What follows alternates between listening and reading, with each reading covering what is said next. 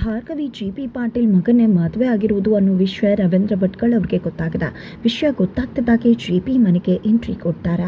ಮಕ್ಕಳು ಬೃಂದಾಳನ್ನ ಪ್ರಶ್ನೆ ಮಾಡ್ತಾರೆ. ಬೃಂದಾ ಕೂಡ ಹೌದು, ಭಾರ್ಗವಿ ಜಿ.ಪಿ. ಪಾಟೀಲ್ನ ಎರಡನೇ ಮಗ ಅರ್ಜುನನ್ನೇ ಮದುವೆ ಆಗಿರೋದು. ಪಾಪ ಅವಳಿಗೂ ಕೂಡ ಗೊತ್ತಿರಲಿಲ್ಲ ನಾನು ಜಿ.ಪಿ. ಮಗನ್ನೇ ಲವ್ ಮಾಡ್ತಿದ್ದೀನಿ ಅಂತ.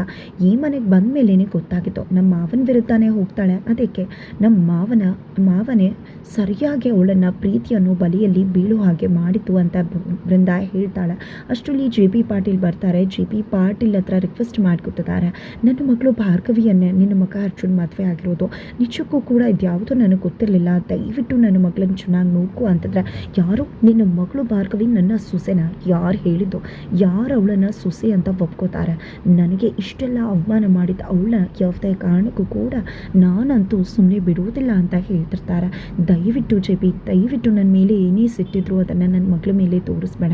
ನನ್ನ ಮಗಳು ಏನೇ ಮಾಡಿದ್ರು ಕೂಡ ಕ್ಷಮಿಸ್ಬಿಡು. ಅವಳನ್ನ ಚೆನ್ನಾಗಿ ನೋಡ್ಕೊ. ಅವಳಿಗೆ ಯಾವುದೇ ರೀತಿಯಲ್ಲೂ ಕೂಡ ತೊಂದರೆ ಮಾಡಬೇಡ ಜಿ.ಪಿ. ಅಂತ ಹೇಳಿ ರವೀಂದ್ರ ಭಟ್ಕಳ್ ಜಿ.ಪಿ. ಪಾಟೀಲ್ ಕಾಲು ಇಟ್ಕೊಂಡು ಕೇಳ್ಕೊತಿರ್ತಾರೆ. ಆದರೆ ಯಾವುದಕ್ಕೂ ಕೂಡ ಮಣೆ ಹಾಕ್ತಿರೋ ಜಿ.ಪಿ. ಪಾಟೀಲ್ ರವೀಂದ್ರ ಭಟ್ಕಳ್ ಅವರ ಕುತ್ತಿಗೆ ಪಟ್ಟಿಯನ್ನು ಹಿಡಿದ ಮನೆಯಿಂದ ಹೊರಗಡೆ ದಬ್ಬ ಬಿಡ್ತಾರೆ. ಇನ್ನೇನು ಕೆಳಗಡೆ ಬೀಳಬೇಕು ಅನ್ನೋಷ್ಟು ಒಳಗಡೆ ಭಾರ್ಗವಿಯಲ್ಲಿಗೆ ಎಂಟ್ರಿ ಕೊಡ್ತಾಳೆ. ಎಂಟ್ರಿ ಕೊಟ್ಟಿದ್ದೆ ನಮ್ಮಪ್ಪನ ಹೊರಗಡೆ ಹಾಕುವ ಧೈರ್ಯ ಎಷ್ಟಿದೆ ನಿಮಗೆ? ಅವತ್ತೇ ಹೇಳಿದ್ದೆ, ನಿಮ್ಮನ್ನು ಖಂಡಿತವಾಗ್ಲೂ ಸೋಲಿಸ್ತೀನಿ, ನಿಮಗೆ ಸೋಲಿನ ರುಚಿಯನ್ನು ಕೊಡ್ತೀನಿ ಅಂತ. ಕೊನೆಗೂ ಸಂಧ್ಯಾ ಸಾವಿಗೆ ನ್ಯಾಯ ಸಿಗುವ ಹಾಗೆ ಮಾಡಿ ನಿಮಗೆ ಸೋಲಿನ ರುಚಿಯನ್ನು ಕೊಟ್ಟು ನಿಮ್ಮ ಸಾಮ್ರಾಜ್ಯನ ಕೆಡವಾಕಿದ್ದೀನಿ. ಅದೇ ರೀತಿ ಮತ್ತೊಂದು ಸವಾಲನ್ನು ಕೂಡ ಹಾಕಿದ್ದೆ. ನನ್ನ ಅಪ್ಪ ಕೋರ್ಟಿಗೆ ಬಂದೇ ಬರ್ತಾರೆ. ಸಾಮಾನ್ಯ ರವೀಂದ್ರ ಭಟ್ಗಳಾಗಿ ಬರುವುದಿಲ್ಲ, ಅಡ್ವೊಕೇಟ್ ರವೀಂದ್ರ ಭಟ್ಗಳಾಗಿ ಬರ್ತಾರೆ. ಯಾವ ಒಂದು ಕೋರ್ಟಲ್ಲಿ ಅವ್ರಿಗೆ ಅವಮಾನ ಆಯಿತು ಅದೇ ಕೋರ್ಟಲ್ಲಿ ಅವರು ತಲೆ ಎತ್ತು ನಿಲ್ಲೋ ಹಾಗೆ ಮಾಡ್ತೀನಿ ಅಂತ ಜಿ.ಪಿ.ನೇ ನಡುಗಿಸ್ತಿದ್ದಾಳೆ ಭಾರ್ಗವಿ.